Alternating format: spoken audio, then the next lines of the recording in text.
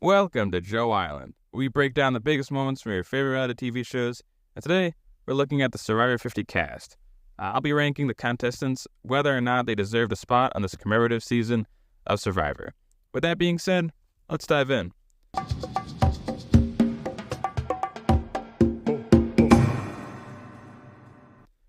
First up, we have Angelina from season 37. That was David versus Goliath. They were the second runner-up on a fan-favorite season, and one of the most memorable personalities Survivor has ever had. From begging Natalie for a jacket, to negotiating rice with Jeff, to crafting a fake idol at the final five, Angelina gave us unforgettable TV. David vs. Goliath was stacked with big personalities, including Christian and Mike, who will return alongside her in this season. I personally loved watching Angelina that season. She was incredibly entertaining, one of the better characters on that season, and I'm glad they are bringing her back. She does, however, land in neutral tier. I think there were stronger options out there, but if you wanted three people from this cast, they made the right call. And I think they have a fun personality, they're a decent strategist, and I am cautiously optimistic about their chances in this season. Next up is Aubry Bracco, seasons 32, 34, and 38. In my opinion, they are one of the best strategic minds of the 30s era. Aubry came up just short in Co-Wrong, finishing runner-up, and they later placed 5th in Game Changers and 16th in Edge of Extinction. Some of her best moves are flipping Ty on his alliance with the Merge in Co-Wrong, as well as her inclusion in the infamous Final 6 Tribal Council and Game Changers, where we saw 5 people become immune and Cirie exit by default. That included Troyzan playing his idol, Ty playing his idol for himself and Aubry, and of course you had Brad Culpepper with the immunity necklace, and Sarah Lucina with the legacy advantage that gave her immunity. Aubry was a great player in most of her seasons that she competed on. I think she did a great job in Co-Wrong and Game Changers. She made deep runs in both of them. Some people still argue to this day that she deserved to win Co-Wrong. I think Edge of Extinction, she made a mistake trusting that alliance, and she was voted out with an idol in her pocket. And although that might be a stain on her reputation, I think she's still an amazing player and is an incredible pick for this season. There's no way Survivor 50 works without her. She's smart, strategic, and one of the clearest representations of the 30s era. So with that, she's an incredible pick for sure. Next up, we got Charlie from season 46. He was the runner-up on that season. He lost to Kenzie in a 5-3-0 vote, where his number one ally, Maria, did not vote for him. Had she done so and forced a 4-4 tie, Ben confirmed on the On Fire podcast, which is the official Survivor podcast, that he would have broken the tie in Charlie's favor. He is rightfully seen in many people's eyes as being robbed of the win. And I think he was kind of robbed as well. I think Maria should have voted for him. But that's a discussion for a whole other day, and I can make a video on it if you guys want me to. Charlie played a sharp game, orchestrating blindsides on Hunter, Tiffany, and Q, all of whom went home with idols in their pockets. He also picked up 2 immunity wins along the way. He was an incredible player that season, almost won the whole thing. I think he's a very solid pick. I'm going to put him in the solid tier for sure. Not quite legendary, but absolutely deserving. He's smart, composed, and perfectly represents the modern Survivor player looking for redemption. And I think he's got a lot to play for in Survivor 50, for sure. Next up, we've got Chrissy from season 35. Heroes versus healers versus hustlers. I thought season 35 was very boring, to be honest with you. I didn't really like the season. However, Chrissy was one of the better players on the season. She was the runner-up to Ben in what became one of the most controversial finishes, thanks to the fire-making twist, which they introduced right at the end without warning. She did win 4 individual immunity challenges and was both strategic and strong in challenges. I'm going to put her in the neutral tier because she's a good player. She's memorable because she got screwed over by that twist, but Survivor had stronger options from that era. Still, seeing how she adjusts the modern game could be fun. So for now, she'll be a neutral. Coming up next is Christian Ubicki, another David vs. Goliath icon. Christian finished 7th. He's funny, likable, analytical, and one of the most magnetic personalities Survivor has ever cast. He holds the record for the most elimination votes in a single season with 18, and was easily the biggest post-merge threat. He's an incredible pick. I gotta put him in the incredible tier for sure. He was one of my favorites during that season as well. The fans love him, and he brings that perfect blend of humor, heart, and gameplay. I can't wait to see how he handles a cast this loaded. But I think Christian will do well. He adapts very well to any situation he's in, and I cannot wait to see what he does in Survivor 50. Next up is a legend, Cirie Fields, one of the greatest to ever play. 4-time Survivor player, Traders U.S. champion, and a certified legend. She's played alongside icons like Aubry, Coach, Colby, Ozzy, and Stephanie. and she's been a central figure in some of Survivor's best moments. This includes convincing Eric to give away his immunity necklace in Micronesia Fans vs. Favorites, and the infamous Tribal Council in Game Changers, where she was eliminated by default. She's easily an incredible pick. She is arguably Mount Rushmore level status. You simply cannot do Survivor 50 without Cirie Fields. I think she is one of the big faces and one of the big names of Survivor, and I think it would be idiotic not to have her on this season, to put it bluntly. Next up, the Dragon Slayer himself, we have Coach. He's a 3-time player, finishing 5th, 12th, and then runner-up in South Pacific. Coach is a huge Survivor personality. He's dramatic, funny, and occasionally brilliant. And in South Pacific, he ran the game with one of the most dominant alliances ever. Some people would describe it as cult-like. I would kind of agree. He kind of used religion against people, which was kind of morally questionable. However, it worked in his favor, and he almost won the game, having reached the final Tribal Council. And had he had a better speech at the end, he might have pulled it out. But suffice to say, he's an incredible pick. He's an old-school icon who bridges eras. The real question is, will we see the poetic, eccentric Tocantins coach or the disciplined, game-running South Pacific coach? I'm not sure what he's going to bring to the table, but he's an incredible pick nonetheless. I can't wait to see him on this season. Now we move to Colby Donaldson, another absolute legend. He's the runner-up in the Australian Outback and one of Survivor's earliest stars. He's been on every all-star type of season except Winners at War, which makes sense because he didn't win a season, so he wouldn't have been on that season regardless. But he dominated in challenges early in Survivor history, winning 5 individual immunities in the Outback, which is a tie for the record for most Survivor wins of all time. Individual Survivor wins, of course. His later seasons were not as impressive, however, and often led to disappointment from the fan base. This includes All-Stars, where he got out pre-merge, and Heroes vs. Villains, where he did get 5th place, but it was a very unimpressive run. He didn't win any challenges. He was kind of just there. He was kind of just existing, basically. Despite that run, despite Heroes vs. Villains, I do think he is a Survivor legend, and I think bringing him back was the right move, especially for Survivor 50. So with that being said, he's an incredible pick. I think he's the face of classic Survivor, and I think they couldn't have done it without him. Just like Cirie or Coach, I think those kind of people you have to put on Survivor 50 for sure. Next up is D from Survivor 45, the winner of Survivor 45 and the leader of the Reba 4 Alliance. D dominated socially, strategically, and physically, picking up 3 immunity wins on her way to the crown. I think D played a very dominant game. I think D is one of the best winners in the new era of Survivor. So I do understand her inclusion in the season. It makes complete sense. She was also a host on the On Fire podcast, so the producers do like her a lot. She's a solid pick. She's not revolutionary, but definitely deserving. Definitely one of the best new era winners and a major presence on this cast for sure, like I've said.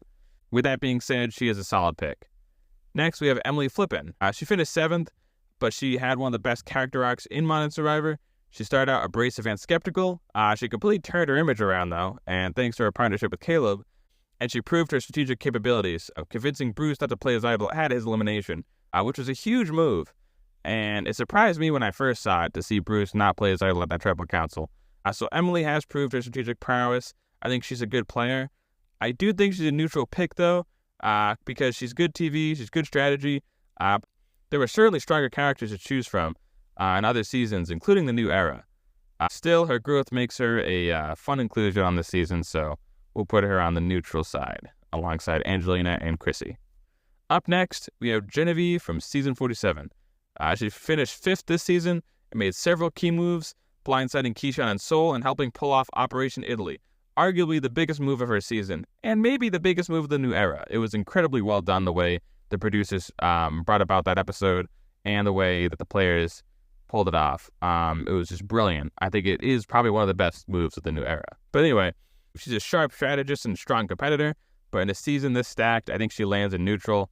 Not to discredit anything she did, but compared to everybody else, I mean, she's a good player, but not the flashiest or most iconic. I think they could have gone in a different direction here.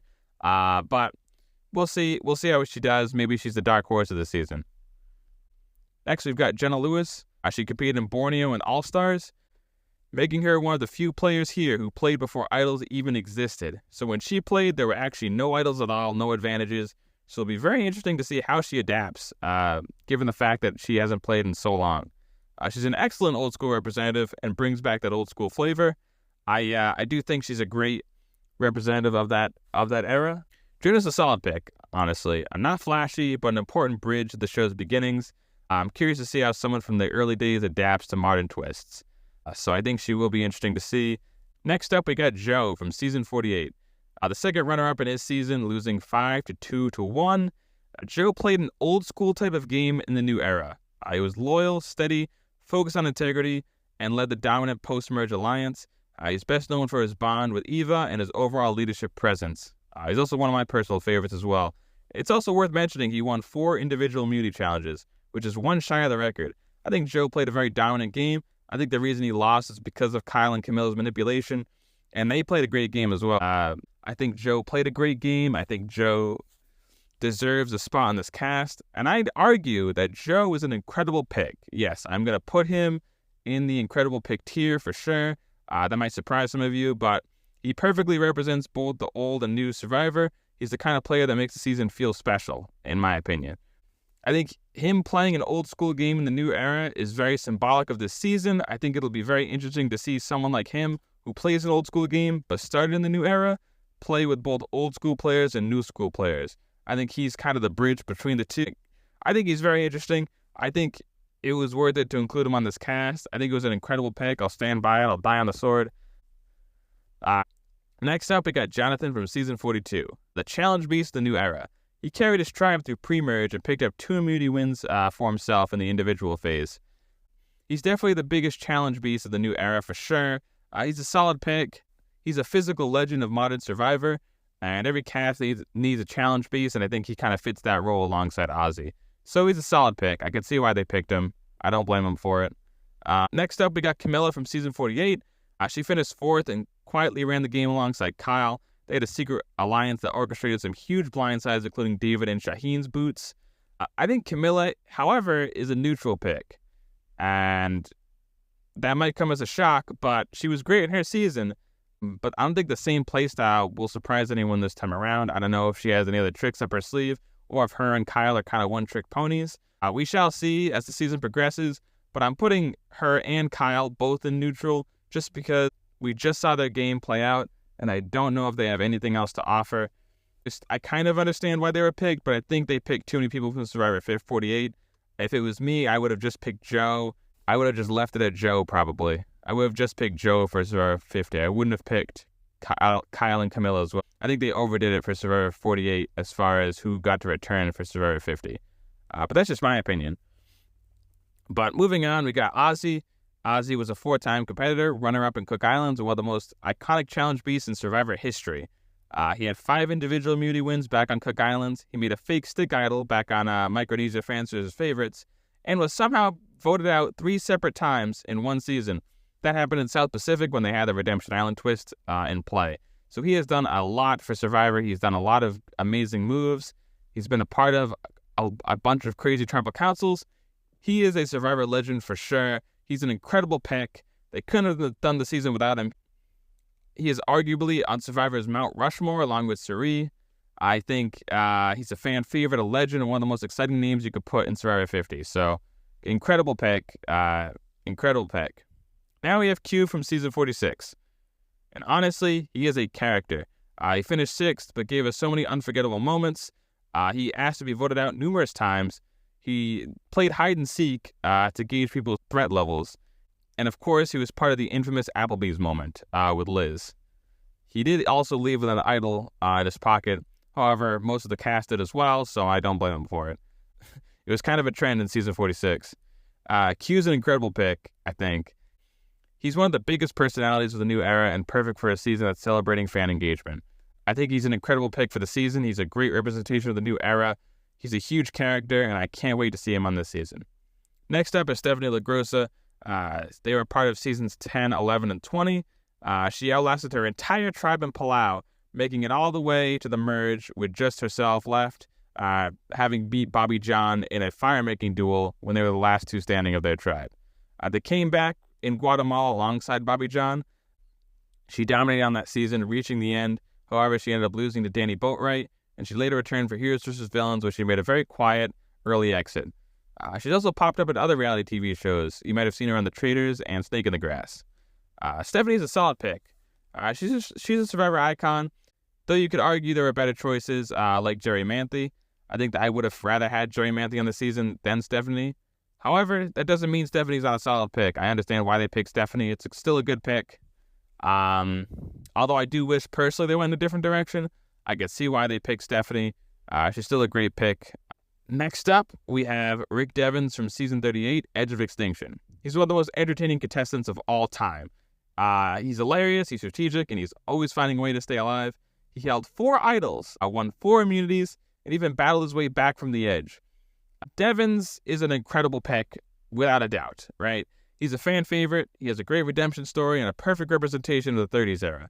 In every All-Star season needs a player like him. I think he's going to bring a lot to this season. I can't wait to see what he does. Incredible pick, just incredible pick overall. Next, we have Tiffany from Season 46.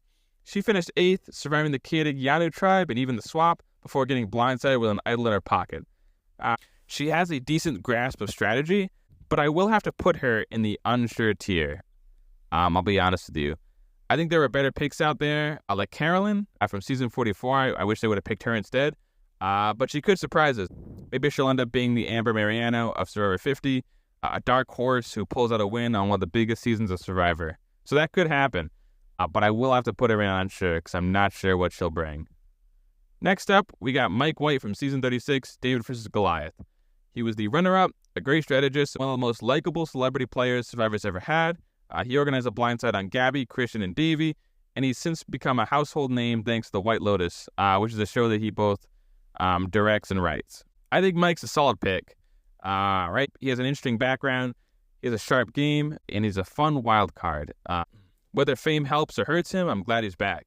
And it will be interesting to see if anybody decides to align with him in hopes of getting a White Lotus cameo. I think that'd be very funny to see that happen. But yes, with that being said, he is a solid pick for sure. And finally, we have Savannah and Rizo on Season 49. At the time of this recording, we're only 6 episodes in, so it's hard to know what their full story will be. Both are playing good games so far, but it's too soon to judge, to be honest with you. For now, they're in the question mark tier, just because they're complete unknowns. I mean, I have no idea how they're going to end up doing. I think both of them have played well so far in 49, but I just don't know what they bring to the table quite yet. And that's your full breakdown. Every single contestant from Survivor 50 ranked by how much they deserve to be here. Some absolute legends, some solid returns, and a few question marks. Overall, this cast is wild, a mix of errors, playstyles, and personalities that feels like the perfect celebration of Survivor history. So, who are you most excited to see? Drop your picks in the comments, and let's get the conversation going. As always, don't forget to like, subscribe, and hit that bell so you don't miss next week's breakdown. I will see you next time on JoeIsland.